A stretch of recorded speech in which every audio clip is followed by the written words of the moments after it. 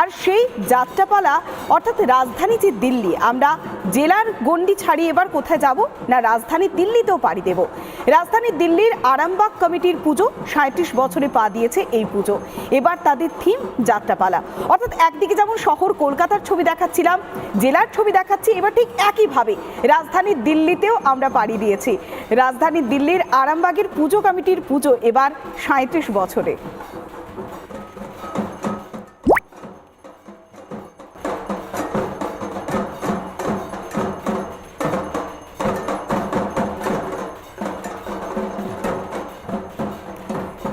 দিল্লির আরামবাগ কমিটির পুজো 37 বছরে পদার্পণ করেছে। ঢাকের তালে চলছে কোমর দোলানোর পর্ব।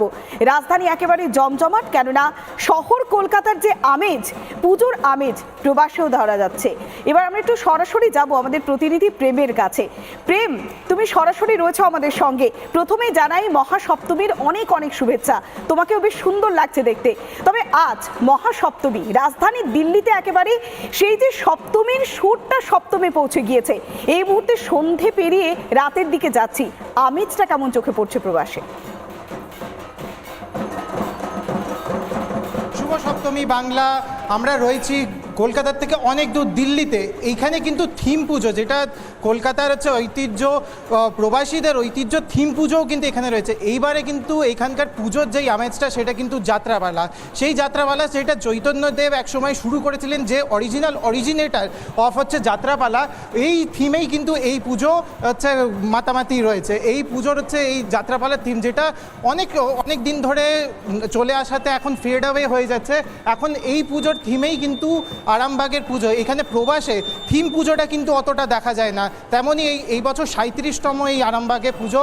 আমার সাথে রয়েছেন এখানকার হচ্ছে প্রেসিডেন্ট। এই যে পুজোর থিম, এই পুজোর থিমটা কতটা বেশি গুরুত্বপূর্ণ। এখানে এখানে কলকাতার থেকে অনেক দূরে এসে আমরা এই পুজোটাকে হচ্ছে সেলিব্রেট করছি, কতটা বেশি গুরুত্বপূর্ণ, আর এই থিমেই এই পুজোটা কেন করা হচ্ছে? আমি ইন্দ্রনীল সরকার, আরামবাগ পুজো সমিতির পক্ষ থেকে বলছি। আমাদের যে থিম যাত্রাপালা, শ্রী চৈতন্য থেকে শুরু পথ চলা, বাংলার প্রাণ মাতানো যাত্রাপালা। এই যাত্রাপালা আমরা 2 বছর ধরে চিন্তা করছিলাম, কিন্তু এটা এমন একটা থিম, মানে যাত্রা অ্যাকচুয়ালি আমাদের ওখানে যে পশ্চিমবঙ্গে বিভিন্ন বাংলায় যে যাত্রাপালা চলছিল, সেই যাত্রাপালা আজকের দিনে প্রায় লুপ্তপ্রায়। সেই লুপ্তপ্রায় একটা ফোক থিয়েটার, যেটাকে আমরা বলে থাকি এখানে, আজকের জেনারেশন কিন্তু এই বাংলার এই যাত্রাপালা কিন্তু সম্বন্ধে কেউ জানে না।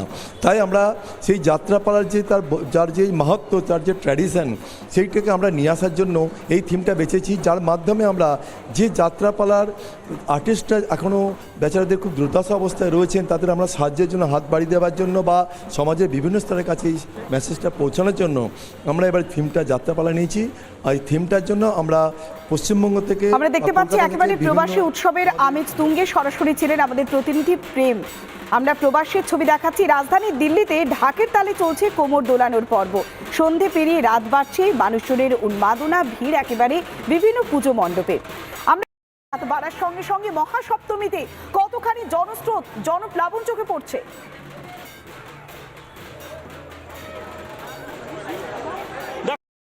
আদলে সে প্রতিভা করা হয়েছে, সবাই কিন্তু ক্যামেরা বন্দি করার চেষ্টা করছে।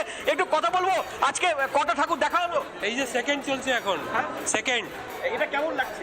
এটা তো খুব ভালো হয়েছে, মানে এটা দেখে আমরা খুবই মানে এই যে কাজগুলো খুব ভালো হয়েছে দেখে আমরা খুব ভালো লাগছে। আমরা চাই এরভাবে আরো পুজো দেখবো, আরো আজকে 2টো হবে, কালকে 2টো হবে, প্রতিদিন দেখে দেখে। ম্যাডাম, রীতিমতো আপনাকে দেখছি ছবি তুলতে, কি ভালো লেগেছে এটা?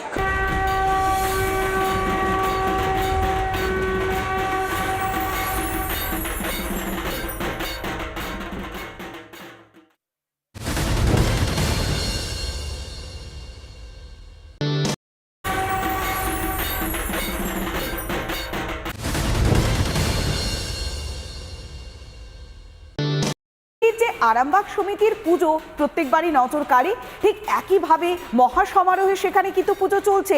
আমরা একটু সরাসরি যাই সেখানে। সৃজিতা, আমাদের প্রতিনিধি প্রেম রয়েছে আমাদের সঙ্গে। প্রেম, সকাল থেকে তুমি লাগাতার সেখানকার ছবি দেখাচ্ছ এবং সন্ধে বাড়ার সঙ্গে সঙ্গে প্রবাসী ও মানুষজনের উন্মাদনা একেবারে চোখে পড়ছে। যখন রাত বাড়ছে, সপ্তমীর সুর কতখানি সপ্তমে চড়ছে প্রবাসে এই মুহূর্তে?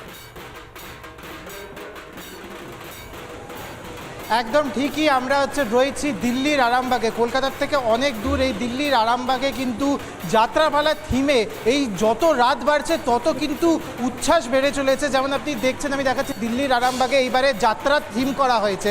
সেই যাত্রা যেটাকে একসময় চৈতন্যদেব শুরু করেছিলেন, সেই যাত্রা যেটা এখন আস্তে আস্তে সময়ের সাথে সাথে বিলুপ্ত হয়ে যাচ্ছে, সেই যাত্রাকে কালচারটাকে, বাঙালি কালচারটাকে আবার তুলে ধরার জন্য এই যাত্রাকে এখানে ডিসপ্লে করা হয়েছে।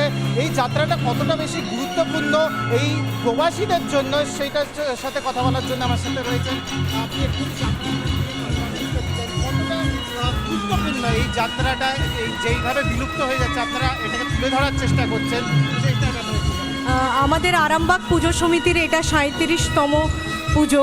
আর এইবারে আমরা আমাদের পুজোর থিমটা ভেবেছি যাত্রার থিম।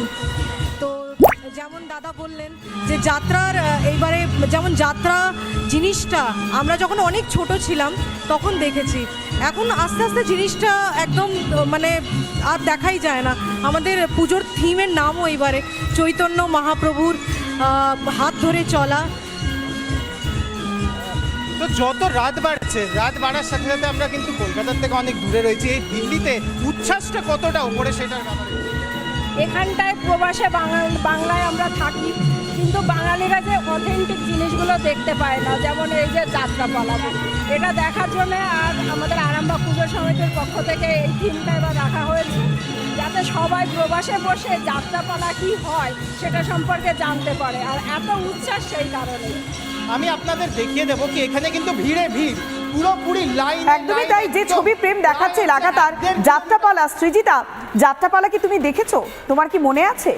দেখেছি, কিন্তু সত্যি কথা বলতে খুব ছোটবেলায়, এখন তো আর সেভাবে যাত্রা দেখার সুযোগ হয় না। আর তাই যখন যাত্রাপালার কথা দেখছিলাম, যখন প্রবাসীর ছবি দেখছিলাম, এবার একটু কলকাতার দিকেও তো নজর রাখি।